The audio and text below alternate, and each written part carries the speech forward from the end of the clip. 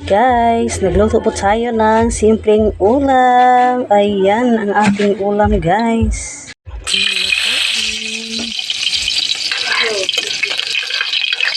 Ayan. Ayan, guys, ang ating lulutuin ulam. Ayan, ulam sa tanghalian.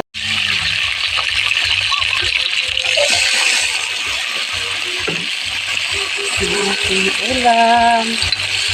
Ang sarap-sarap ng ating ulam, guys. Ulam sa tanghalian. Ayan.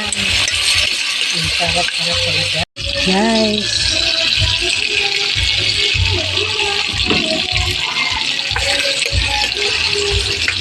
Yan.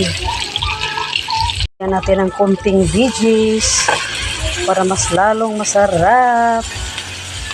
Yan ang ating simpleng ulam. Yan, guys. Asin. Ayan, konting asin lang, guys. Haluin natin hanggang maluto. Yan, guys, ang ating ulam sa tanghalian. Guys, ang ating ulam. Yan.